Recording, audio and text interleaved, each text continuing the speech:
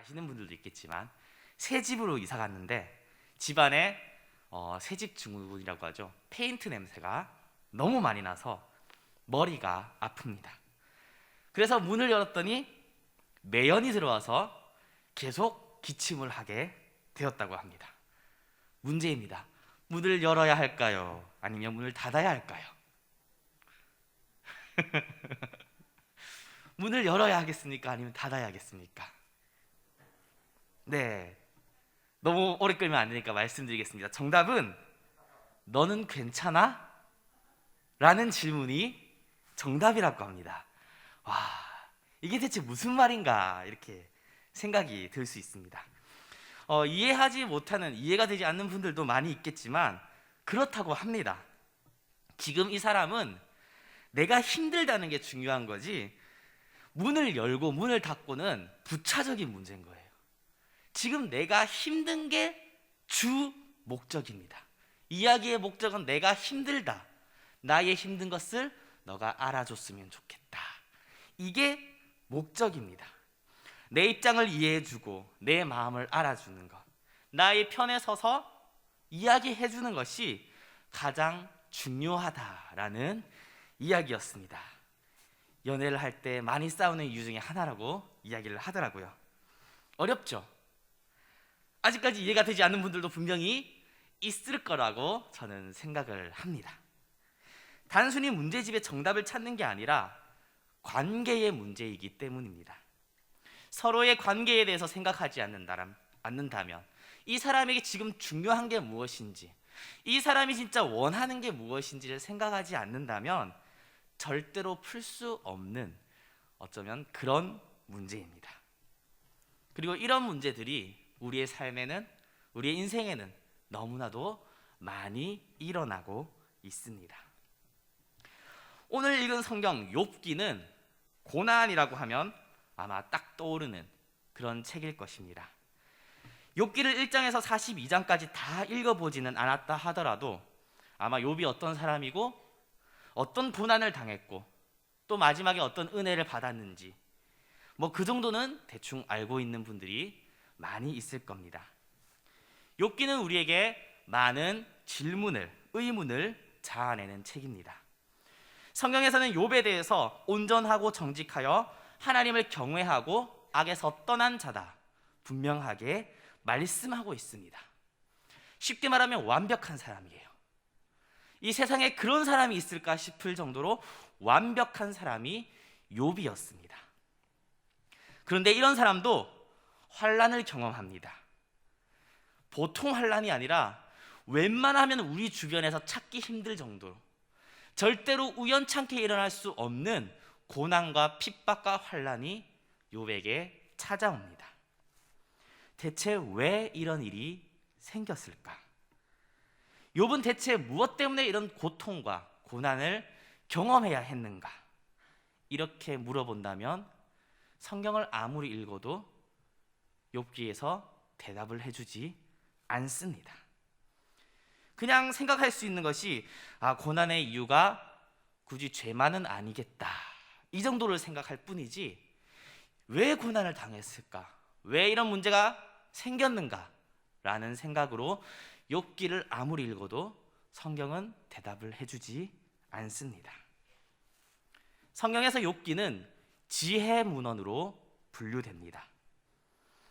성경적인 관점에서 잠언이나 전도서를 보면 지혜자와 의로운 사람은 거의 동일하게 다루어지는 것을 볼 수 있습니다. 쉽게 말해서 욥기는 우리에게 지혜를 주고 교훈을 주고 우리가 하나님을 바르게 믿는 것이 무엇인지, 우리의 삶에서 어떻게 하는 것이 하나님께 가까이 가는 것인지를 보여주는 책이라고 할 수 있습니다.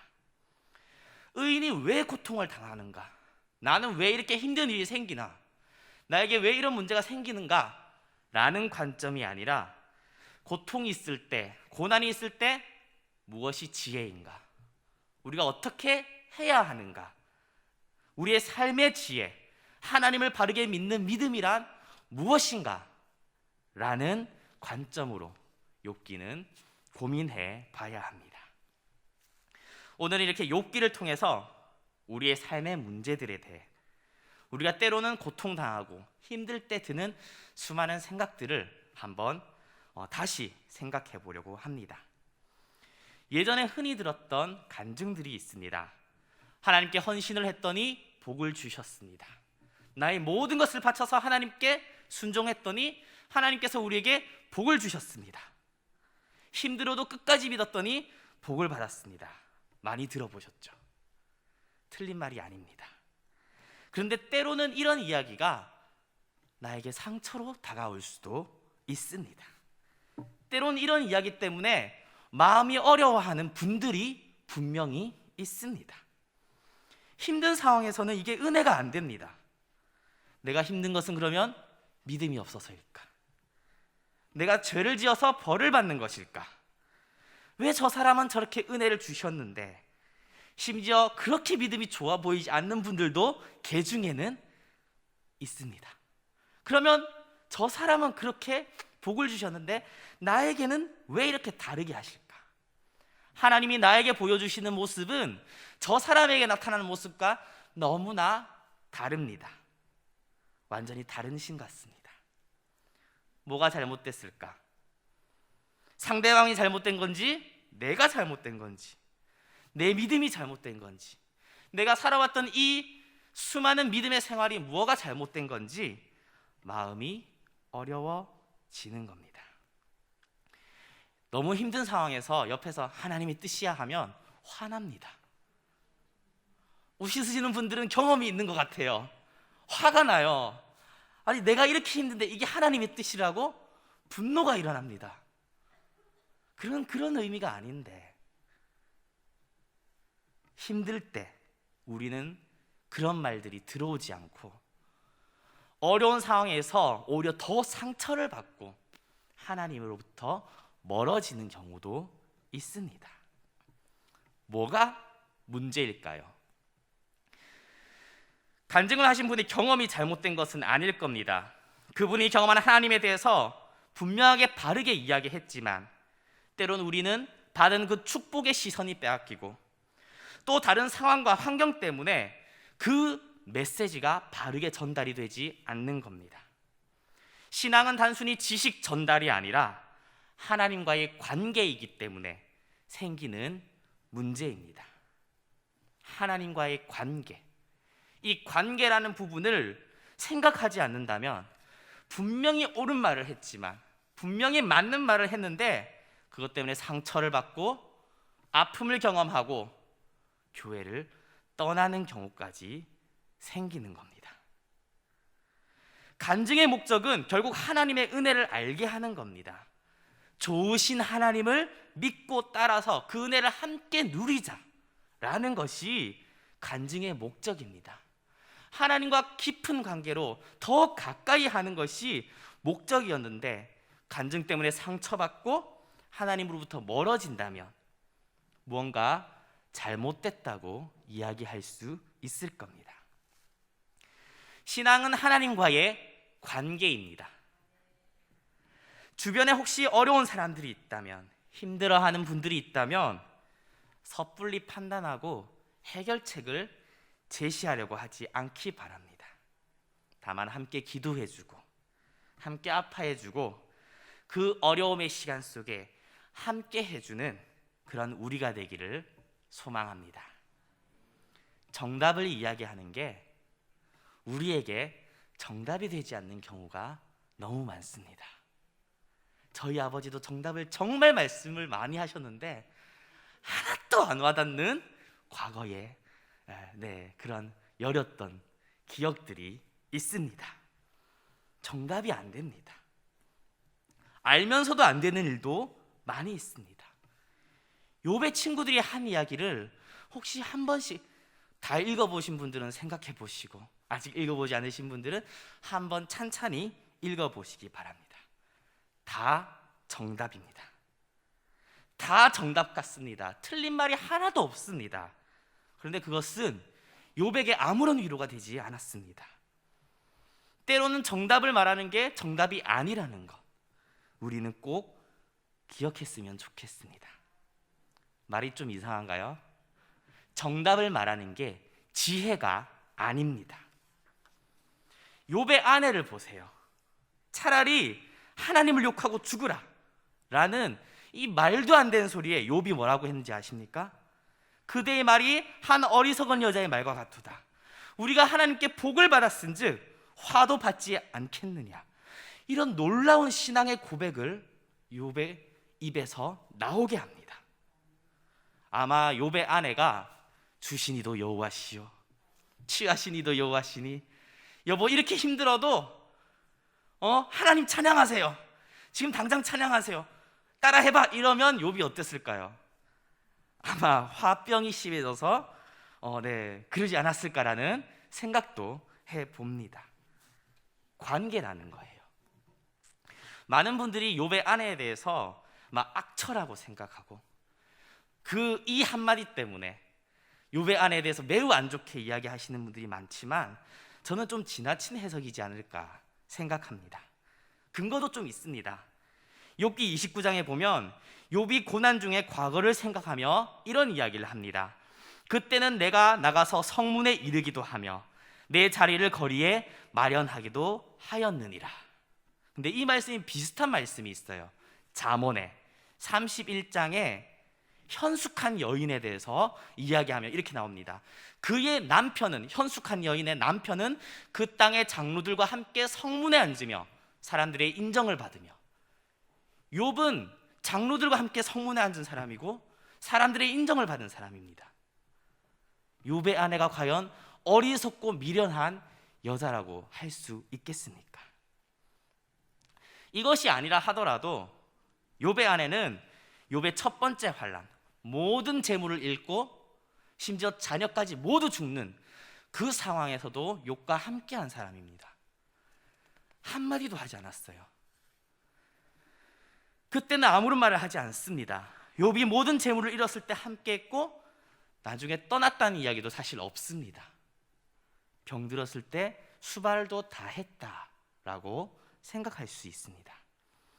욥의 아내의 말은 정말로 하나님을 원망하고 죽으라는 유혹이나 압박이 아니라 욥의 편에 서서 그의 아픔과 심경을 헤아리고 그 고통을 함께하는 자로서 욥을 위로한 이야기라 말할 수 있습니다. 반면에 친구들은 정답을 이야기해요. 때론 역사적인 관점에서, 신학적인 관점에서, 심지어 영적인 관점에서 자신들의 경험과 아는 이야기를 하면서 욥을 책망합니다. 주로 하는 이야기가 선한 자는 하나님이 복을 내리고 악한 자는 징계를 하니 너는 분명히 죄가 있다. 네가 생각하지 못하는 죄를 생각해내고 회개해라. 이런 말을 합니다. 하나님이 잘못된 재판을 하실 리가 없다. 너는 분명히 숨기고 있는 죄가 있을 거다. 하나님에 대해서 이야기를 합니다. 너무 잘 이야기해요. 하나씩만 빼와 봤습니다. 욥기 4장 17절, 사람이 어찌 하나님보다 의롭겠느냐, 사람이 어찌 그 창조하신 이보다 깨끗하겠느냐. 8장 3절입니다. 하나님이 어찌 정의를 굳게 하시겠으며 전능하신 이가 어찌 공의를 굳게 하시겠는가. 11장 11절은 말합니다. 하나님은 허망한 사람을 아시나니 악한 일은 상관하지 아니하시는 듯 하나 다 보시느니라. 틀린 말 하나도 없죠. 하나님이 어떤 분인지, 고난이 왜 왔는지 잘 읽어보면 틀린 말이 없어 보입니다. 다시 한번 말씀드립니다. 욥기를, 특히 욥기의 친구들의 이야기를 조금 지루하더라도 한번 쭉 읽어보시기 바랍니다. 만약에 욥의 세 친구의 이야기가 다 맞는 말이다, 거기서 잘못된 게 없다 생각이 든다면 성경은 한 가지를 말해줍니다. 우리는 하나님을 오해하고 있다. 욥의 세 친구의 이야기를 보면서 틀린 말이 하나도 없다 생각이 든다면 성경에서 분명하게 말해줍니다. 여러분도 우리도 하나님을 오해하고 있는 겁니다. 욥기 42장 7절 말씀입니다. 너희가 나를 가리켜 말한 것이 내 종 욥의 말같이 옳지 못함이라. 틀렸다는 겁니다. 한번 읽어보시기 바랍니다. 틀린 부분이 보이지 않으면 나 또한 하나님을 오해하고 있구나, 그것을 분명하게 명심하시기 바랍니다. 틀린 것이 없으면 오해하고 있는 거예요. 내가 어떤 부분에서 하나님을 잘못 알고 있는 건지 밝히 알려달라고 기도하고 바르게 알 수 있는 시간을 가져야 합니다. 하나님을 오해하고 있는 겁니다. 우리는 하나님을 잘못 알고 있는 겁니다. 틀린 말이 하나도 없어 보이는 그들의 이야기를 하나님은 옳지 않다, 잘못되었다 말씀하고 있습니다. 뭐가 잘못된 걸까요? 신앙은 관계입니다. 하나님에 대한 문자적인 지식을 아는 게 아니라 그분과 관계를 맺고 올바른 관계를 형성하는 것이 바른 믿음이라 할 수 있습니다. 그렇기에 정답을 이야기하는 것이 정답이 되지 않는 경우가 많습니다. 자신에게도 마찬가지입니다. 힘든 일이 있을 때 물론 우리가 회개하고 하나님께 가까이 가는 것은 좋습니다. 너무 죄를 찾지는 마세요. 욥은 의인이기 때문에 그의 고난과 나의 고난이 죄 많은 나와 상관이 없다고 생각하십니까? 우리의 죄는 예수 그리스도께서 십자가에서 모두 담당하셨습니다. 하나님이 우리를 죄 없다 하십니다. 고난으로 연단되기도 하고 잘못된 습관들이 고쳐지는 것도 맞지만 그 고난이 죄의 대가를 치르는 것이라고 생각한다면 잘못된 생각입니다. 십자가의 사건을 가볍게 생각하는 겁니다. 그러지 않기를 바랍니다. 우리는 예수 그리스도의 피로 산 자입니다. 예수님의 십자가의 보혈로 구원받은 자입니다. 하나님이 우리를 의롭다 칭하시는 그런 사람입니다. 예수 그리스도 안에서 우리는 욥보다 의로운 자입니다. 욥의 고난과 우리의 고난은 하나님의 입장에서 틀린 것이 없습니다. 하지만 우리에게는 어려움이 있습니다. 문제가 있습니다. 세상이 악해서 그럴 수도 있죠. 우리가 이해하지 못하는 영적인 부분도 있을 것입니다. 다니엘은 간절히 기도했지만 그 영적인 전쟁으로 인해서 21일이나 그 기도의 응답이 미뤄진 적도 있습니다. 문제가 있습니다. 하지만 우리를 향한 하나님의 선하신 뜻은 반드시 이루어집니다. 세상은 악하여서 우리를 시험하고 사탄은 우리의 믿음을 흔들려고 하지만 하나님은 그 모든 것을 선으로 바꾸시는 분입니다. 사탄은 욥이 하나님을 원망하도록 환난을 주고 시험했지만 하나님은 그것을 통해서 욥과 대면하여 만나셨습니다. 하나님의 목적은 여기 있습니다. 모든 문제를 선으로 바꾸시는 분입니다. 다시 욥의 세 친구의 이야기로 돌아가겠습니다. 욥의 세 친구가 욥에게 했던 그 이야기는 어쩌면 우리가 주변 사람들에게 때로는 스스로에게 너무나도 쉽게 하는 이야기입니다. 어려움이 생겼을 때, 문제가 생겼을 때, 내가 감당하기 힘든 문제를 직면하게 될 때 우리가 생각하는 것과 너무나도 일치합니다. 문자적으로 틀린 것이 전혀 없다고 우리는 생각합니다. 죄를 지었기 때문에 벌을 받는 것이라고, 내가 잘못했기 때문에 그 문제를 벗어나야 된다고 그렇게 받아들이고 같은 관점으로 다른 사람들을 봅니다. 어려움 있는 사람들에게 영적인 부분이라며 죄의 문제를 이야기하고 그로 인해서 상처를 주기도 하고 하나님으로부터 도리어 멀어지게 하는 그런 일들도 생깁니다. 틀린 말 하나 없어 보이는 그들의 이야기를 하나님은 옳지 않다 말씀하셨습니다. 우리가 하는 말이 문자적으로 틀린 것이 없을지도 모릅니다. 우리가 하는 고백이 문자적으로 틀린 것이 전혀 없을 수도 있습니다. 우리가 아는 하나님에 대한 지식이 문자적으로 문제가 전혀 없을 수도 있습니다. 그러나 그 안에 하나님에 대한 원망이 들어가 있다면 잘못된 이야기입니다. 그 안에 하나님에 대한 분노가 들어가 있다면 다 틀린 이야기입니다. 그 안에 하나님에 대한 억울함이 들어가 있다면 다 잘못된 이야기입니다. 문자적으로 다 맞는 말처럼 보이지만 모두 틀린 말입니다. 내가 하나님을 고백할 때 무엇이라 고백합니까? 그리고 그 고백을 할 때 나의 감정은 어떻습니까? 하나님의 뜻이니 내가 따르겠습니다. 나의 주인입니다. 주님의 뜻대로 하는 것이 나에게 가장 옳습니다. 좋습니다. 고백하면서 마음 한켠에 불만이 있고, 내 마음 한켠에 무언가 원망스럽고, 내 마음 한켠에 뭔가 억지로 하는 느낌, 마지못해 하는 것이 있으면 그 지식은 잘못된 것입니다. 같은 말이라도 완전히 다른 의미를 담을 수 있습니다. 말에는 문자가 전부가 아닙니다. 그 안에 감정이 들어있고 마음이 들어있습니다.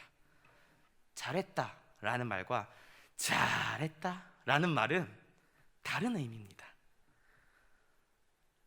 우와, 이게 뭐예요? 라는 말과 이게 뭐예요? 라는 말은 완전히 다른 의미입니다. 말에 포함되어 있는 감정에 따라, 말을 전하는 상황에 따라 전혀 다른 말이 될 수 있습니다.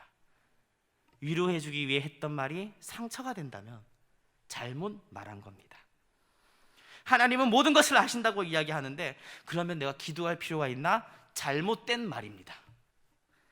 하나님은 나의 주인이라 이야기하는데 그 안에 원망과 분노가 있다면 하나님을 잘못 알고 있습니다. 하나님은 그런 분이 아닙니다. 욥기의 결론은 야고보서에 나옵니다. 야고보서 5장 11절의 말씀입니다. 보라, 인내한 자를 우리가 복되다 하나니 너희가 욥의 인내를 들었고 주께서 주신 결말을 보았거니와 주는 가장 자비하시고 긍휼히 여기시는 이시니라. 문자적인 말이 아닙니다. 감정을 말합니다. 하나님이 우리의 주인인데 너무 자비하시고 긍휼하신 그분이 나의 주인이라는 이 마음입니다. 그런 하나님을 솔직한 고백을 우리가 했으면 좋겠습니다. 지식으로 한 고백이 아니라, 물론 그런 훈련도 필요하겠죠. 하지만 하나님 앞에 나의 마음을 솔직하게 고백했으면 좋겠습니다. 때론 믿음 없어 보이는 고백이라 하더라도 내가 아는 내 마음속에 있는 하나님이 조금 잘못된 것처럼 보인다 하더라도 솔직하게, 하나님 전능하시다고 하는데 내 마음에 그것이 와닿지 않습니다. 하나님 사랑이라고 하시는데 그것이 나의 마음에 와닿지 않습니다. 솔직하게 고백할 수 있기 바랍니다. 하나님은 자비로우시고요, 긍휼하신 분입니다. 그런 이야기들 분노하지 않으십니다. 솔직한 고백들 하나님께서는 용납하십니다. 욥기의 결론은 야고보서 5장 11절처럼 가장 자비하시고 긍휼히 여기신이라는 겁니다. 자비하고 긍휼하신 하나님을 바르게 아는 것, 하나님을 바르게 만나는 것, 하나님과의 관계가 바르게 정립되는 것, 이것이 바로 우리 인생의 정답이라고 할 수 있습니다. 고난 가운데 지혜는 가장 자비하시고 긍휼하신 그 하나님을 바르게 아는 겁니다. 그분께 가까이 가는 것입니다.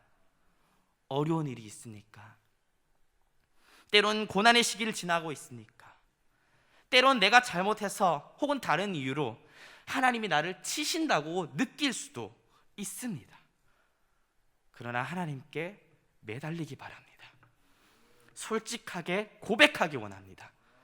내가 느끼는 감정을 솔직하게 고백했을 때 혹시 하나님이 나를 벌하지 않을까? 아닙니다. 하나님은 자비로운 분입니다. 긍휼하신 분입니다. 다 아시고 용납하시고 이해하시는 분입니다. 하나님께 매달리는 것이 바로 지혜입니다. 그리고 가장 중요한 것은 예배입니다. 예배만큼은 억지로라도 드리기 바랍니다. 사실 힘든 상황에서 예배를 바르게 드린다는 것이 쉬운 일이 아닙니다. 그러나 이 모든 상황들을 전환시킬 수 있는 것 또한 예배에 있습니다. 예배를 통해서 하나님을 다시 만나게 됩니다. 억지로라도 그 자리에 오고 그 한 시간의 예배만큼 바르게 드리려고 애쓴다면 우리의 삶이 조금씩 변화되기 시작합니다. 하나님께 한 걸음 더 가까이 갈 수 있는 힘도 예배에서 얻는 것입니다. 주님은 반드시 우리를 만나 주십니다. 고난의 시간에는 끝이 있습니다. 욥의 고난도 끝이 있었습니다. 수많은 고난들은 다 끝이 있습니다. 결국 주님이 우리를 찾아오셔서 구원해 주실 그때가 반드시 있습니다. 욥의 문제는 하나님이 욥에게 나타나시면서 결국 해결되었습니다. 문제의 정답은 하나님을 만나는 것입니다. 하나님과 바른 관계를 맺는 것입니다. 하나님은 나타나셔서 당신이 어떤 분인지, 얼마나 위대한 분인지를 직접 보여주셨습니다.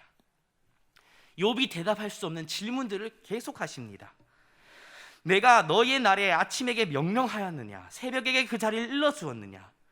네가 바다의 샘에 들어갔었느냐? 깊은 물 밑으로 걸어다녀 보았느냐? 누가 들나귀를 놓아 자유롭게 하였느냐? 누가 빠른 나귀 메인 것을 풀었느냐? 욥이 대답할 수 없는 위대한 하나님에 대해서 계속 이야기를 하고 그런 질문들을 하셨습니다. 그리고 욥은 이 질문들 속에서 하나님에 대해서 알게 되었고, 귀로만 듣고 있던, 지식으로만 알고 있던 하나님을 경험하고 눈으로 보았다고 고백하게 됩니다. 결국 인생의 답이 하나님께 있습니다. 모든 문제는 하나님을 만나는 걸로 해결됩니다.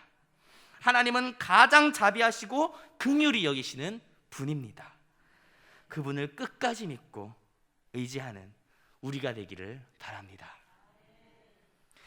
그런데 재밌는 것은 하나님이 나타나셔서 욥에게 했던 질문들을 잘 살펴보면 재밌는 것이 있습니다. 하나님이 욥에게 하셨던 그 질문들은 사실 욥과 친구들이 논쟁하면서 나왔던 그 이야기들을 중심으로 이루어졌습니다. 욥은 고난 가운데 이런 말을 했습니다. 3장 3절입니다. 내가 난 날이 멸망하였더라면, 산에 아이를 베었다 하던 그 밤도 그리하였더라면, 나를 저주하는 자들 곧 리워야단을 격동시키기에 익숙한 자들이 그 밤을 저주하였더라면. 하나님이 욥에게 말씀하십니다. 네가 너희 날에 아침에게 명령하였느냐? 새벽에게 그 자리를 일러주었느냐? 네가 낚시로 리워야단을 끌어낼 수 있느냐? 노끈으로 그 혀를 맬 수 있느냐? 욥은 한탄하며 이야기합니다. 그러나 지혜가 어디서 얻으며 명철이 있는 곳은 어디인고? 깊은 물이 이르기를 내 속에 있지 아니하다며 바다가 이르기를 나와 함께 있지 아니하다 하느니라. 하나님은 말씀하십니다. 네가 바다샘에 들어가 보았느냐? 깊은 물 밑으로 걸어다녀 보았느냐? 욥은 탄식하며 이야기합니다. 들나귀가 풀이 있으면 어찌 울겠으며 소가 꼴이 있으면 어찌 울겠느냐? 하나님은 말씀하십니다. 누가 들나귀를 놓아 자유롭게 하였느냐? 누가 빠른 나귀에 메인 것을 풀어놓았느냐? 다 아십니다. 다 듣고 있습니다.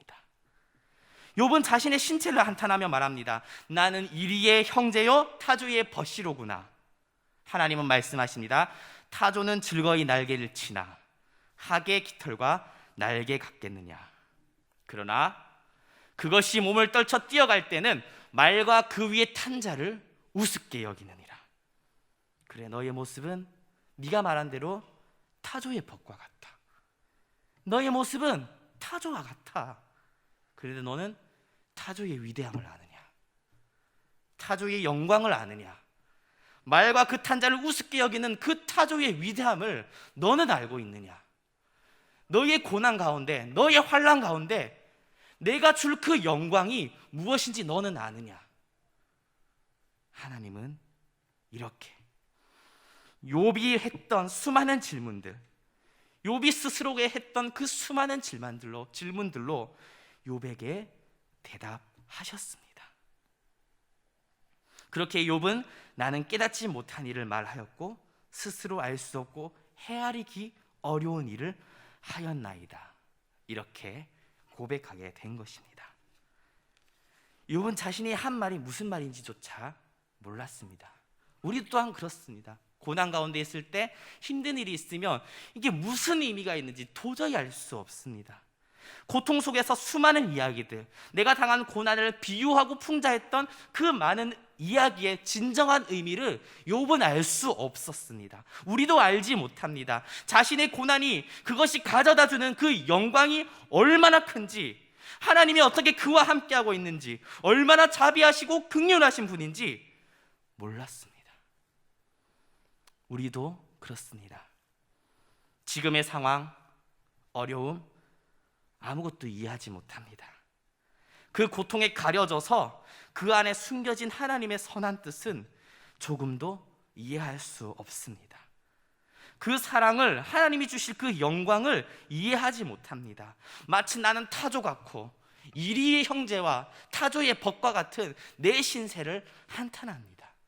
하나님 그 타조의 영광을, 위대함을 보여주시는 겁니다.